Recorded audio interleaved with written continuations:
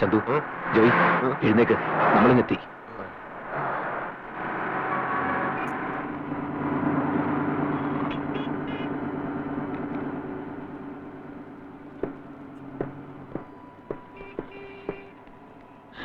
Good morning.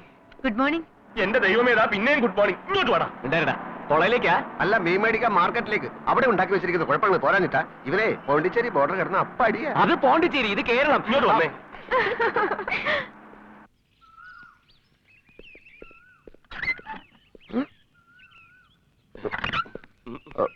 അതെ, എന്നാ പിന്നെ എല്ലാം പറഞ്ഞു പോലെ. എന്ത്? അല്ല, ഞങ്ങൾ പോയിട്ട് പിന്നെ വരാം. എങ്ങോട്ട് പോയിട്ട്? അല്ല, നീ ഇങ്ങോട്ട് വാടാ. അമ്മേ, ദാ നാട് കടത്തിയ പ്രതികള്. എന്താ പരോളിറങ്ങിയതാ? പുതിയൊരു പുള്ളിയും കൂടെ ഉണ്ടല്ലോ. അപ്പൊ പിന്നെ ജയിലിൽ ചാടിയതാവും. നിന്ന് കിന്നരിക്കാണ്ട് കയറി പൊടിയത്തേക്ക് വാടാ. Hello hello. എന്താ പുതിയ പുളുവൊന്നും ഇല്ലേ? ശരിക്കാ? അല്ല, അവിടുത്തെ പെയിന്റിങ്ങും കോൺട്രാക്റ്റും ഒക്കെ തീർന്നോ? എവിടെ? ഇതെന്തോ പ്രോബ്ലം ഉണ്ടാക്കിട്ട് ഓടി പോന്നിരിക്കല്ലേ? എങ്ങനെ അറിഞ്ഞു? ആരെങ്കിലും ഫോൺ ചെയ്തിരുന്നോ? ആരെങ്കിലും ഫോൺ ചെയ്യണോ? നമ്മുടെ ഏട്ടനെ നമുക്ക് അറിഞ്ഞൂടെ ജോയിച്ചായോ? എന്താ ലേറ്റസ്റ്റ് പ്രോബ്ലം? Ladies problem? വന്ന പാടന്നെ കൈമേടിക്കാനുള്ള പുറപ്പെടാ. ഉവ്വ, മേടിക്കും. മതി, വരാൻ കാത്തിരുന്ന വഴക്കുടങ്ങാൻ. മടി ഇങ്ങോട്ട്. ഇവിടെ ഉണ്ടാവുമല്ലോ, കാണാം. കാണാം. ഇയാളോടല്ല, നിന്നോടാ.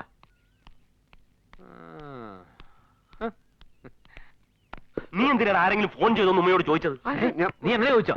അല്ല, കൊട്ടാരത്തിന് ആരെങ്കിലും വിളിച്ചോന്ന് അറിയണ്ടേ? കൊട്ടാരത്തിൽ നിന്ന് ആര് വിളിക്കാനാ? നമ്മൾ നമ്പർ കൊടുത്താലല്ലേ? കെട്ടിയിട്ട് നല്ല ഇടി ഇടിച്ച നമ്പർ മാത്രമല്ല, അഡ്രസ്സും പിൻകോഡ് വരെ കൊടുത്തു. അഡ്രസ്സും കൊടുത്തോ? കൊടുത്തതല്ല, അവര് മേടിച്ചതാ. ഇല്ലെങ്കിൽ എന്റെ അഡ്രസ് പോയേനെ.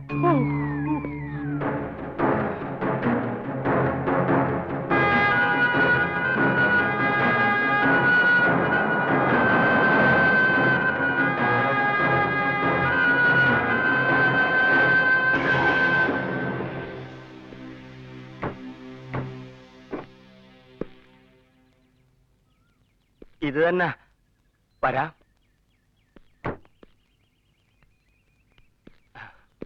എന്നെ മനസ്സിലായി കാണില്ല. ഞാനാണ് ലാസർ, ചക്കച്ചാമ്പറമ്പിൽ ലാസർ. ഓ, നമ്മുടെ ജോയിയുടെ ഇളയപ്പൻ. ഈ ലാസറിന്റെ കൂടെ ആയിരുന്നു അരവിന്ദനും ചന്തവും പോണ്ടിച്ചേരിയിലെ. അതെ, അതുകൊണ്ടാണല്ലോ ഞാൻ ഈ ഗതിയിലായത്. ഇതാണ് അരവിന്ദന്റെ അച്ഛൻ, ജസ്റ്റിസ് ശങ്കരമേനോൻ സാറ്. നമസ്കാരം. ഇത് അമ്മ. ഇത് ആര്? അരവിന്ദന്റെ വല്യച്ഛൻ, പൂങ്കുളത്തെ ദാമോദരമേനോൻ. അത് തന്നെ, പൂക്കളം. പൂങ്കുളം. കുളം. ഞാൻ പോണ്ടിച്ചേരി മാർത്താണ്ഡം കൊട്ടാരത്തിലെ മാധവർമ്മയാണ്. നമസ്കാരം. വരൂ, ഇരിക്കൂ.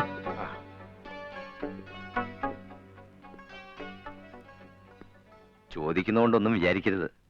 അവിടെ വന്ന് കുട്ടികൾ കുഴപ്പമെന്തെങ്കിലും ഉണ്ടാക്കി. ചില്ലറ കുഴപ്പമില്ല, മൊത്തം കുഴപ്പമാക്കിയിട്ടാ പോന്നിരിക്കുന്നത്. ലൈംഗിക അപവാദം. വൃത്തികളെ വിളിച്ചു പോകാണ്ട് കാറിൽ സാധനങ്ങളൊക്കെ എടുത്തോളൂ. വാ സുന്ദരേശ, താൻ കുളിച്ചല്ലേ? ഇന്ന് മോങ്ങാതെ വേണ. എന്താ അവരവിടെ കുഴപ്പമുണ്ടാക്കിയത്? അതെങ്ങനെയാ പറയേണ്ടതെന്ന് എനിക്ക് അറിഞ്ഞുകൂടാ. ഞങ്ങളുടെ കൊട്ടാരത്തിലെ എല്ലാ സ്വത്തുക്കളുടെയും കൂടിയുള്ള ഒരേ ഒരു അവകാശി ഞങ്ങളുടെ പത്മിനിക്കുട്ടിയാ. അവളുടെ വിവാഹ നിശ്ചയമായിരുന്നു കൊട്ടാരത്തില്. അന്ന് രാത്രി പപ്പിക്കുട്ടിയുടെ കിടപ്പുമുറിയിൽ അരവിന്ദൻ കയറി എന്തോ കുസൃതി ഒപ്പിച്ചു. അതോടെ അവളുടെ കല്യാണം മുടങ്ങി. കൊട്ടാരത്തിലുണ്ടായി കളങ്കവും മാനക്കേടും ഇല്ലാണ്ടാക്കാൻ വേണ്ടി പപ്പിക്കുട്ടി തന്നെ ഇപ്പോൾ തീരുമാനം എടുത്തിരിക്കുക. വിവാഹം കഴിക്കുകയാണെങ്കിൽ അത് അരവിന്ദനെ തന്നെ ആയിരിക്കുമെന്ന്.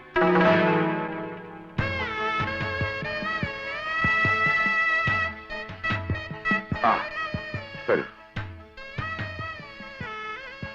ഇതൊക്കെ അങ്ങോട്ട് സ്വീകരിച്ചിട്ട് ഞങ്ങളുടെ കൊട്ടാരത്തിന്റെ മാനം ഇവിടുന്ന് രക്ഷിക്കണം. സ്വന്തമായി പീരങ്കിയും പട്ടാളമുള്ള ഫ്രഞ്ചുകാർക്ക് പോണ്ടിച്ചേരി പിടിച്ചു നിൽക്കാൻ പറ്റിയില്ല, പിന്നല്ലേ നമുക്ക്. അപ്പൊ വെറുതെ അല്ല പോണ്ടിച്ചേരിയിൽ നിന്ന് രായ്ക്ക് രാമാനം ഒളിച്ചോടി പോന്നത്. വീരശൂര പരാക്രമികളെ തേടി അവിടുന്ന് ഇതാ ആള് വന്നിരിക്കുന്നു. എവിടുന്ന്? ആര് വന്നിരിക്കുന്നു? പോണ്ടിച്ചേരിന്ന് കുറെ തമ്പുരാക്കന്മാര്. ഏതായാലും ഇത്തവണ എന്റെ ഏട്ടൻ കാമുകം കുടുങ്ങിയത് തന്നെ.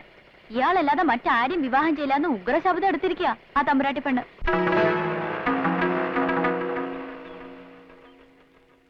ഈ സന്തോഷം എത്രയും പെട്ടെന്ന് എനിക്ക് കൊട്ടാരത്തിൽ അറിയിക്കണം. മാത്രമല്ല ഇനി നിങ്ങൾ എല്ലാവരും കൂടി അങ്ങോട്ടേക്ക് വരണം. നമ്മൾ എല്ലാവരും കൂടി ഒരുമിച്ചിരുന്നിട്ട് വേണം കല്യാണ ദിവസം നിശ്ചയിക്കാൻ. ആരുടെ കല്യാണം? അച്ഛനും അമ്മയും വല്യച്ഛനും വല്യമ്മയൊക്കെ ക്ഷമിക്കണം. നമുക്ക് ഈ കല്യാണം വേണ്ട.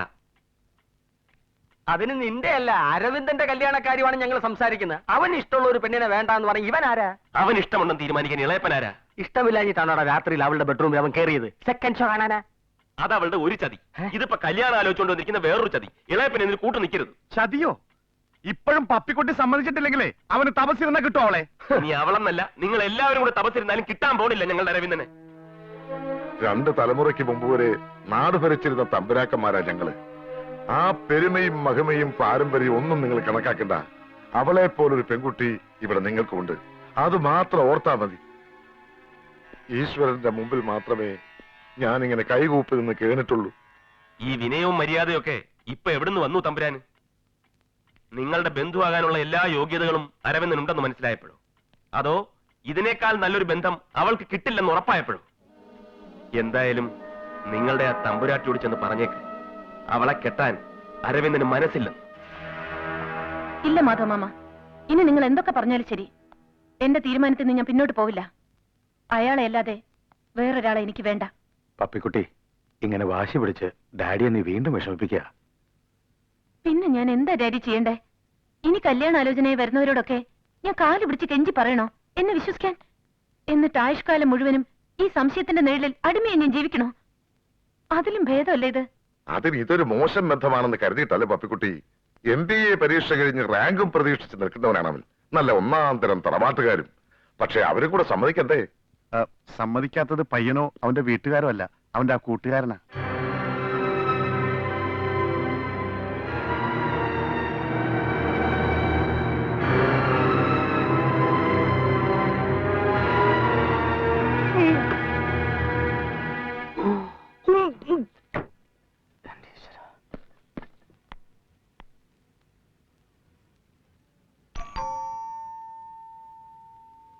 ആരാ അത്?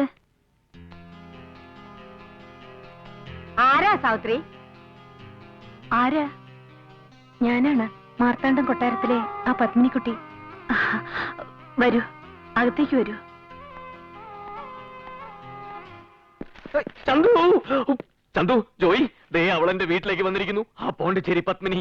അയ്യോ, തനിച്ചാണോ അതോ കൂടെ ആരെങ്കിലും ഉണ്ടോ? തനിച്ചാണെങ്കിൽ അവളെ പെട്ടിയും സാധനങ്ങളൊക്കെ ആയിട്ടായിരിക്കും വന്നിരിക്കുന്നത്. എന്തിന്? കൂടെ കയറി താമസിക്കാൻ. ആഹാ, എന്നാ ഞാൻ പോയിന്ന് കണ്ടിട്ട് വരാം. വേണ്ട, നീ പോയി നീ അവളായിട്ട് വഴക്കുണ്ടാക്കണ്ട.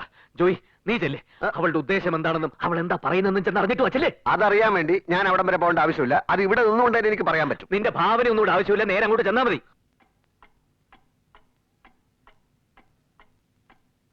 എന്റെ അമ്മയോട് ചോദിക്കുന്ന പോലെ ഞാനിപ്പോ ചോദിക്കുന്നത്, ഞാൻ എന്ത് തെറ്റ് ചെയ്തിട്ട് അമ്മേ നിങ്ങൾ എല്ലാരും എന്നെ വേണ്ടെന്ന് പറയുന്നത്? ഞാൻ ഇറങ്ങുവാണ്.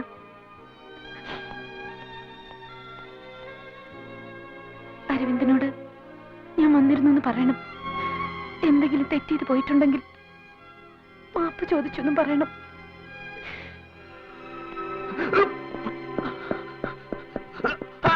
അയ്യോ,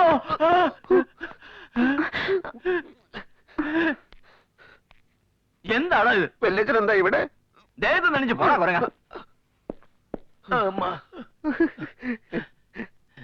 നീ എന്തിനാടാ ഓടിയത്? ഒരു പശു കുത്താൻ വന്നു. പശുവോ? വീട്ടിനകത്തോ? ഇവനകത്തുണ്ടായിരുന്നോ? പക്ഷെ നിങ്ങൾ പറഞ്ഞൊന്നും ഞാൻ കേട്ടില്ല. അവന്മാർ രണ്ടും കൂടെ നിന്നെ പറഞ്ഞു വിട്ടതല്ലേ? എവിടെയാണ് അരവിന്ദൻ? അരവിന്ദനോ? ഞാനിപ്പോ അരവിന്ദന്റെ അടുത്ത് വന്നിട്ട് എത്രയോ നാളായി. എനിക്ക് അരവിന്ദനെ അത്യാവശ്യമായിട്ടൊന്ന് കാണണം, പ്ലീസ്. ഓക്കെ, അറേഞ്ച് ചെയ്യാം.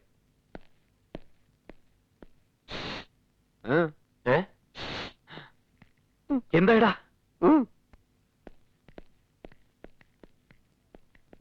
തൽക്കാലം നീ മാത്രം വന്നാ മതി. നീ എങ്ങോട്ടായി പോകുന്നത്? എടാ, അവിടെ എന്താ സംഭവിച്ചത്? നീ എന്തായി നോക്കുന്നത്? എന്താടാ, ആ പിശാച് പോയോ? എന്തിനാ അവള് വന്നത്? അവളെ കെട്ടണമെന്ന് പറയാനാ? നീ എന്താ കണ്ണൂരിട്ടുന്നത്? എടാ, ഭദ്രകാളി വന്നത് എന്തിനാണെന്ന്? എടോ, സോറി. താങ്ക്സ്. ഇനി ഞങ്ങൾ തമ്മിൽ സംസാരിച്ചോളാം. Best of luck. അരവിന്ദന് വിരോധമില്ലെങ്കിൽ നമുക്ക് കുറച്ച് നടക്കാം. വിരോധമുണ്ട്. ആ വിരോധം പറഞ്ഞു തീർക്കാനാ ഞാൻ വന്നത്. അതെങ്ങനെ പറഞ്ഞാ തീരുന്നതല്ല. പിന്നെ അനുഭവിച്ചു തീർക്കണോ? അതിനും തയ്യാറായി തന്നെ ഞാൻ വന്നിരിക്കുന്നത്.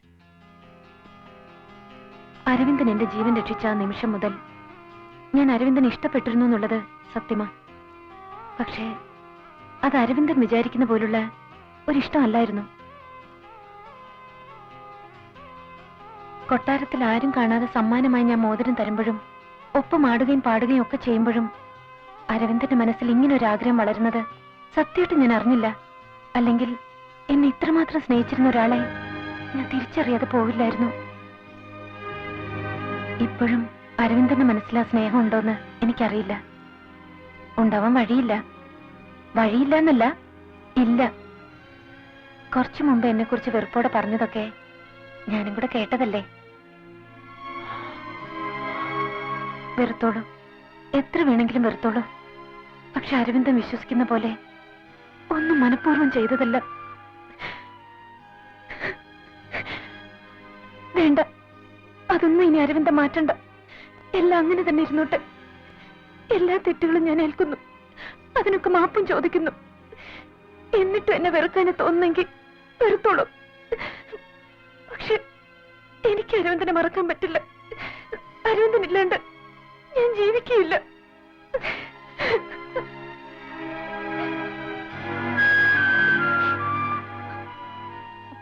ഈ കള്ളക്കണ്ണീരും അഭിനയവും കാണിച്ച് എല്ലാം നേടിയിട്ടാണ് നീ പോകുന്നതെന്ന് കരുതണ്ട. ഞാൻ ജീവിച്ചിരിക്കുന്നിടത്തോളം കാലം നിന്റെ കഴുത്തിൽ അരവിന്ദൻ താലി കെട്ടില്ല.